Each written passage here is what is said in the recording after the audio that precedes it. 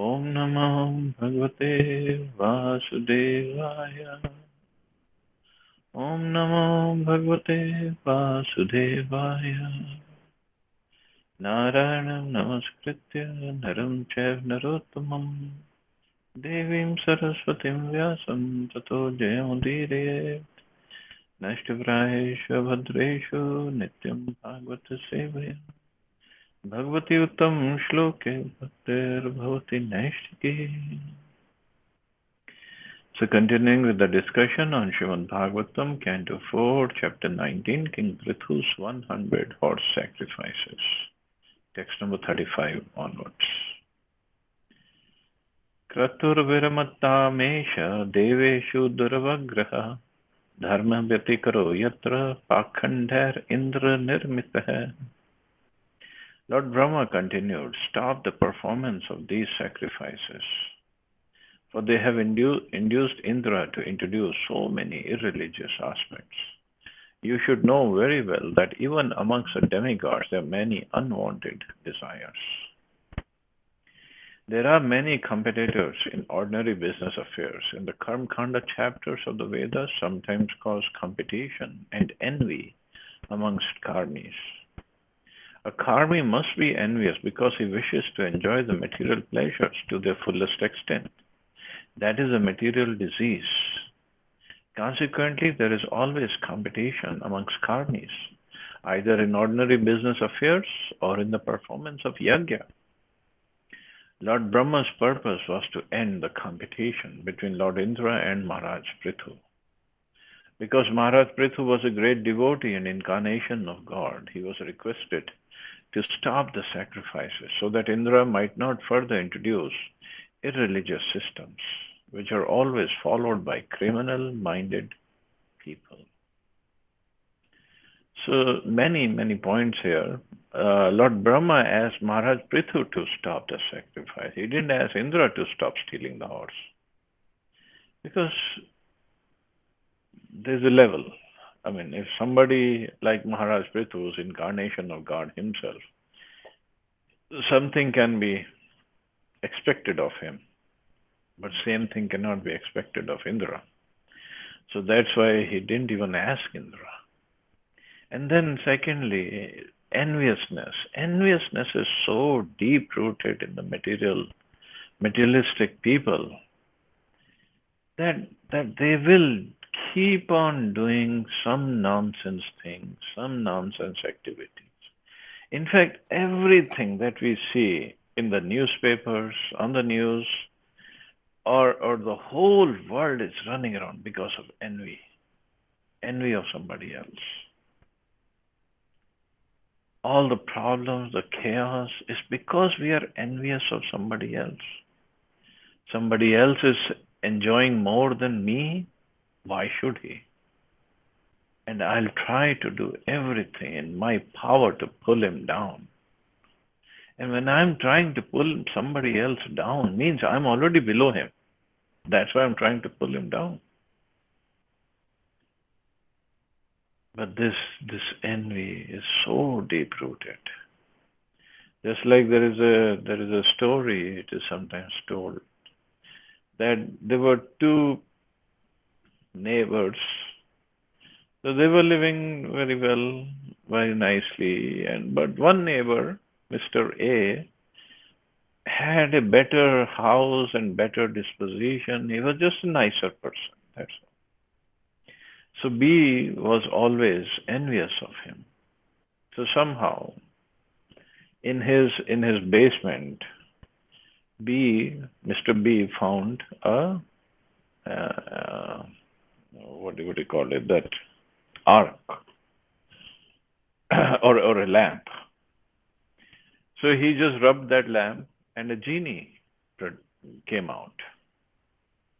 So genie said, "Well, you are my master now. So whoever frees me, I have to give him 3 wishes. So I will give you 3 wishes that I can fulfill." So this Mr. B was very happy, so he can get anything he wants. Yes, genie said. But what happened was, when I was put into the lamp, before that, your neighbor, Mr. A, was very kind, very nice towards me.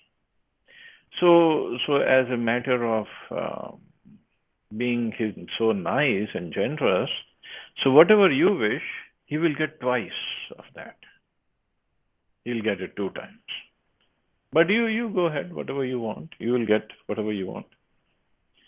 So now Mr. A, he said, okay, give me a big mansion, huge mansion. Okay, so be it. Genie said, okay, there it is. But your neighbor will get two mansions because, as I said, he'll get twice of what you have, what I give you. Okay, Genie, Mr. B said, give me like $1 billion in my account.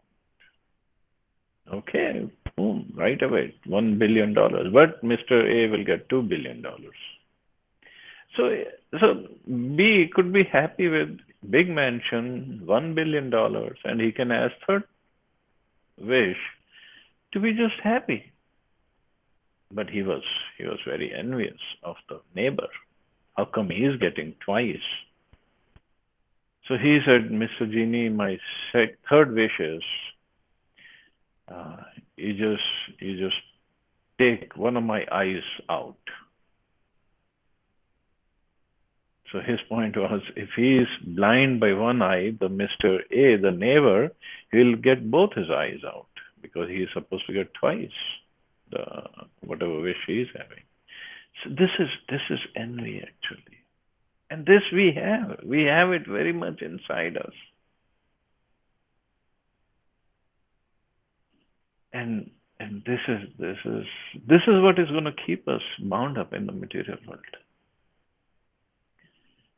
The real mood, real mentality of a devotee, consciousness of a devotee is to serve, not to become envious of devotees or even of karmis. Just like once Tamal Krish Maharaj, Prabhupada, they all went to somebody very rich person's house for dinner, and that, I think it was in England somewhere, and that family served them in silver plates, silver bowls, everything made of silver. So when they were coming back, Tamal Krish Maharaj said, Prabhupada, we should have those silver utensils for us to serve you in those utensils.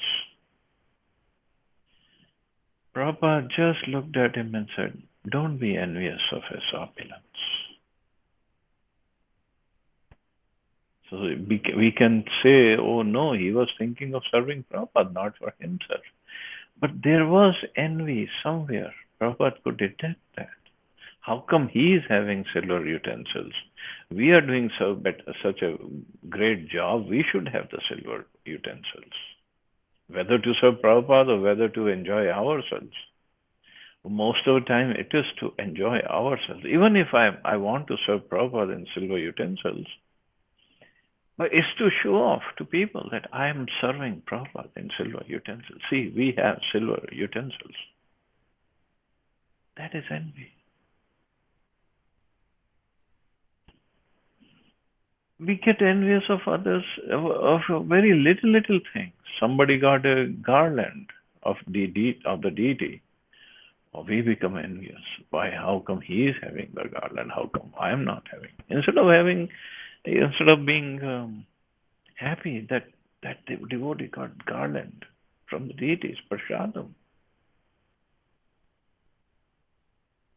There's so many things we become envious of.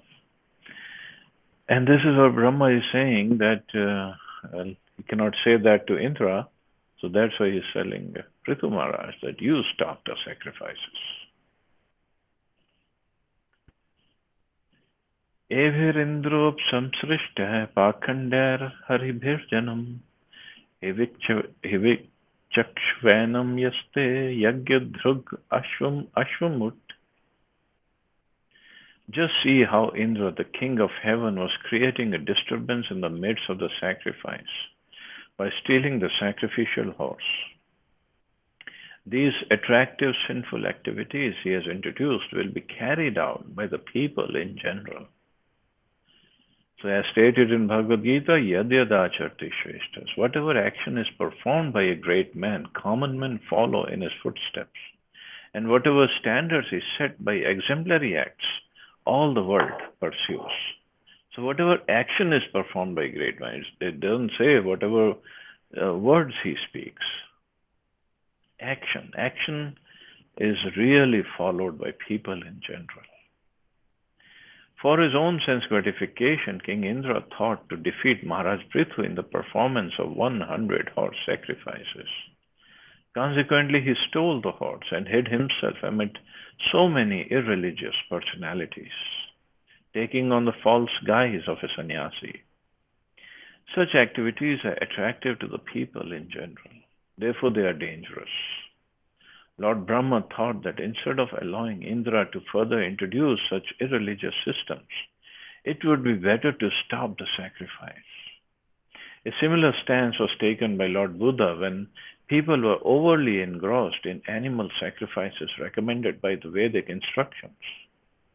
Lord Buddha had to introduce a religion of non-violence by contradicting the Vedic sacrificial instructions. Actually, in the sacrifices, the slaughtered animals were given a new life. But people without such powers were taking advantage of such Vedic rituals and unnecessarily killing poor animals. Therefore, Lord Buddha had to deny the authority of the Vedas for the time being. One should not perform sacrifices that will induce reversed orders. It's better to stop such sacrifices. So the ultimate purpose of sacrifice is what? To please the Lord, not to eat meat of the slaughtered animals or not to enjoy the results of sacrifice. That's not the purpose. So if the Lord is pleased, or not if the Lord is pleased by seeing how all of us are living happily, cooperatively together. And if the sacrifices make Indra envious of the person who's performing sacrifice, or somebody else becoming envious, then that's not the purpose. And even without performing that 100th sacrifice, Prithu Maharaj will get all the benedictions actually. As we have repeatedly explained, due to lack of qualified Brahminical priests in Kali Yuga, it is not possible to perform the ritualistic ceremonies recommended in the Vedas. Consequently, the Shastras instruct us to perform the Sankirtan Yajna. By the Sankirtan sacrifice, the Supreme Personality of Godhead in his form of Lord Chaitanya will be satisfied and worshipped. The entire purpose of performing sacrifices is to worship the Supreme Personality of Godhead, Vishnu. Lord Vishnu or Lord Krishna is present in his form of Lord Chaitanya. Therefore, people who are intelligent should try to satisfy him by performing Sankirtan Yajna. This is the easiest way to satisfy Lord Vishnu in this age. People should take advantage of the instructions in different Shastras concerning sacrifices in this age and not create unnecessary disturbances during the sinful age of Kali. In Kali Yuga, men all over the world are very expert in opening slaughterhouses for killing animals which they eat. If the old ritualistic ceremonies were observed, people would be encouraged to kill more and more animals. In Calcutta, there are many butcher shops which keep a deity of the goddess Kali, and animal eaters think it proper to purchase animal flesh from such shops in hope that they are eating the remnants of food offered to goddess Kali. They do not know that goddess Kali never accepts non-vegetarian food because she is a chaste wife of Lord Shiva. Lord Shiva is also a great Vaishnava and never eats non-vegetarian food. And the goddess Kali accepts the remnants of food left by Lord Shiva. Therefore, there is no possibility of her eating flesh or fish. Such offerings are accepted by the associates of goddess Kali, known as Bhutas, Pishach, and Rakshas. And those who take the prasad of goddess Kali in the shape of flesh or fish are not actually taking the prasad left by goddess Kali, but the food left by the Bhut and Pishach. So good luck in eating their remnants. Just imagine what kind of consciousness we are going to develop if we eat the prasad of Bhut and Pishach and Rakshas. But anyway, the Sankirtan Yagya, that is recommended in this sacrifice is recommended. Because even in Sankirtan Yagya, though it's recommended, it's an authorized process for this day and age, and no killing is required, no big yagyas are required, or lots of money is required, but still people can get envious. Now in Sankirtan Yagya, somebody could be a very good singer, somebody could be a very good mridanga player or kartal player or harmonium player, whatever. And the others can get envious of him. How come he is singing so nicely and people are getting attracted to him, they're giving him more donation, and this and that goes on and on and on. So even in Sankirtan Yagya, we can become envious. So first we have to fix our position, our mental state. And then when we take out when do Sankirtan Yagya, then it will have proper effect on others. First it has to cleanse the heart of the person who's performing the Sankirtan Yagya. Very, very important. And also Sankirtan Yagya, again it's Yagya, it's for the pleasure of the Supreme Lord. It's for the pleasure of Chaitanya Mahaprabhu, Nityananda Prabhu, all the Acharyas. It's not meant at all to attract the opposite sex, members of opposite sex. Sometimes I have seen that also. It has come down to that level. That the person who is singing or playing harmonium or mridanga is doing all sorts of activities just to attract persons of opposite sex. That's not the purpose of Sankirtan Yagya. It's not just singing nicely. It's glorifying the Supreme Lord by chanting of the holy name, congregationally chanting of the holy names. Then it's a yagya. Otherwise it's only karma kand or pious activity only. Bhavan paritratum ivavatirno dharmam jananam samyan rupam vedanapacharav luptamadya taddehato vishnu kalasi venya. O King Prithu, son of Vena, you are the part and parcel expansion of Lord Vishnu. Due to the mischievous activities of King Vena, religious principles were almost lost. At that opportune moment, you descended as the incarnation of Lord Vishnu. Indeed, for the protection of religious principles, you have appeared from the body of King Vena. The way in which Lord Vishnu kills the demons and protects the faithful is mentioned in Bhagavad Gita, Paritrana sadhuna vinashaya dushkrita. In order to deliver the pious and to annihilate the miscreants, as well as to re-establish the principles of religion, I advent myself millennium after millennium. In two hands, Lord Vishnu always carries a club and a chakra to kill the demons, and in his other two hands he holds a conch shell and a lotus to give protection to his devotees. When his incarnation is present on this planet or in this universe, the Lord kills the demons and protects his devotees simultaneously. Sometimes Lord Vishnu appears in his person as Lord Krishna or Lord Ram. All of these appearances are mentioned in the Shastras. Sometimes he appears as a Shaktavish avatar, like Lord Buddha. As explained before, these Shaktavish avatars are incarnations of Vishnu's power invested in a living entity. Living entities are also part and parcel of Lord Vishnu, but they are not as powerful. Therefore, when a living entity descends as an incarnation of Vishnu, he is especially empowered by the Lord. So Maharaj Prithu is empowered incarnation, and he has come to establish the rules how to rule over the kingdom.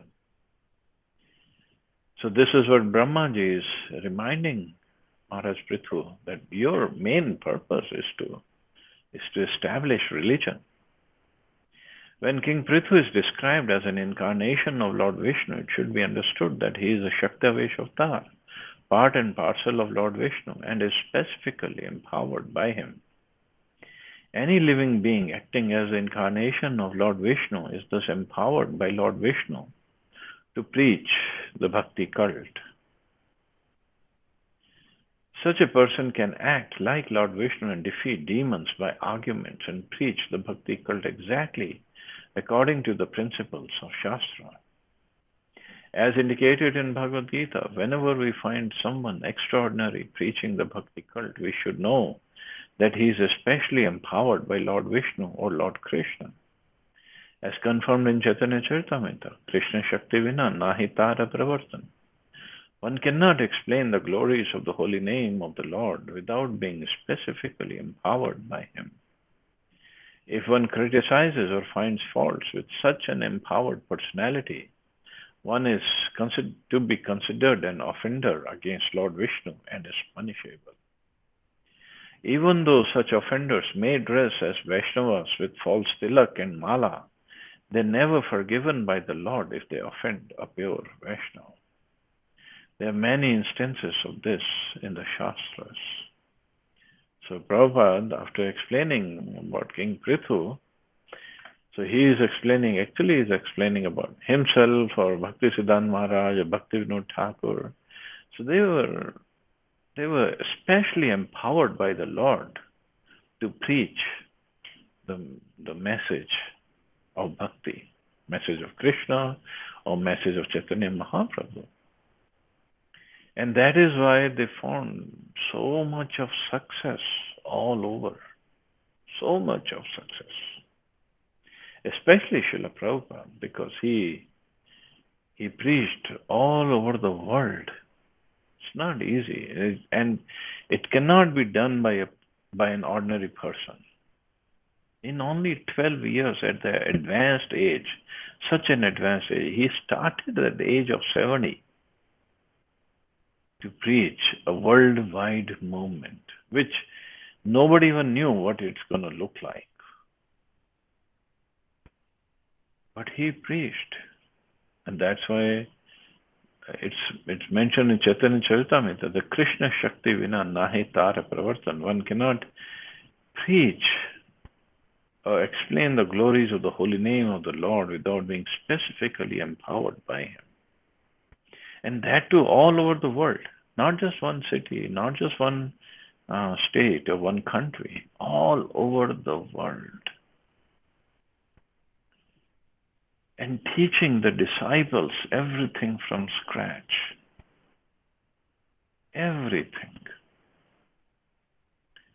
And to guide them to the level of being great Vaishnavas, book distributors, or book writers, or in other aspects of devotional service, deity worship,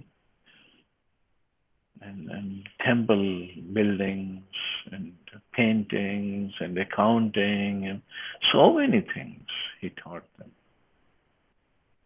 That's not possible if he was not empowered by the Lord himself. And that's why he's saying if one criticizes or finds faults with such an empowered personality, one is to be considered an offender against Lord Vishnu and is punishable because it's Lord Vishnu's potency or Lord Vishnu's mercy on that jiva that's making him do all these things. So if we become envious or offender against that person, it means we are offending Krishna or envious of his potencies. And that's a big problem. And this is what Prabhupada says. There are many instances of this in the Shastras.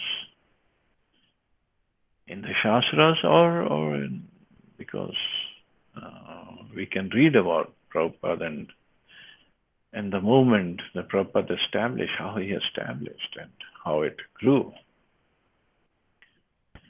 So there have been many, many such instances. And Prabhupada said, even if the offenders may dress as Vaishnavas with false tilak and mala, we can say there's nice tilak and nice mala, kanthi mala, everything is there. But Prabhupada said it's false because it doesn't serve the proper purpose. And the purpose of wearing this tilak and mala is to announce to the world that I am a servant of the Lord. And a servant of the Lord can never be envious of the Lord or Lord's devotees, Lord's servant, Lord's other servants, and dear servants, dear devotees. It's not at all possible.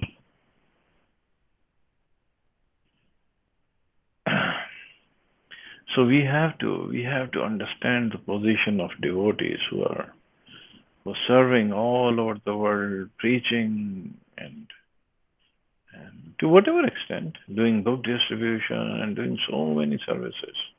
We should appreciate everybody's service and not become envious of him or her at any moment, actually.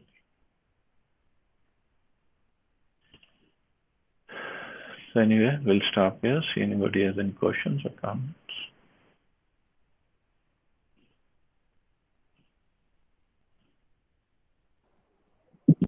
Hare Krishna, Prabhuji. Hare Krishna.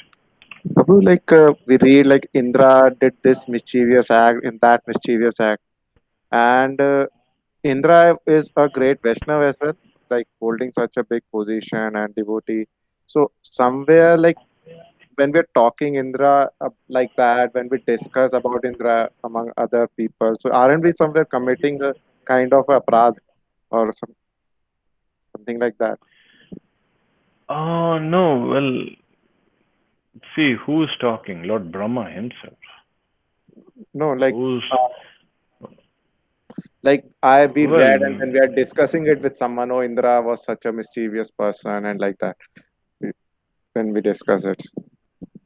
oh, okay. Let me come to the first point. So, Lord Brahma is speaking to King Prithu, and he's talking about Indra, that he can do some more mischievous acts if you don't stop the sacrifice.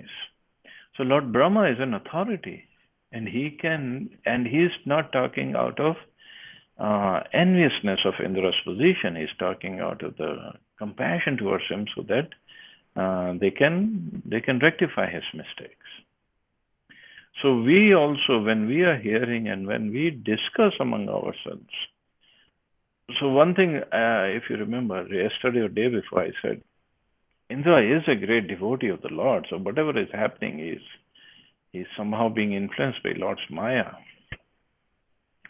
So even if we are discussing as it is, whatever Brahmaji is saying, or whatever Prabhupada is writing in the purport, we should be, in our heart, should be clear that Indra is a great devotee of the Lord.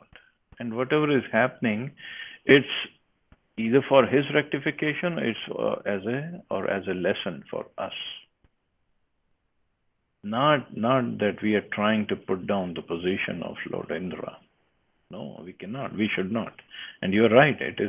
We could be committing an offense. So we have to be careful when we are discussing. True. Okay, Good thanks, Prabhu. point. Thank you. Thanks, Prabhu.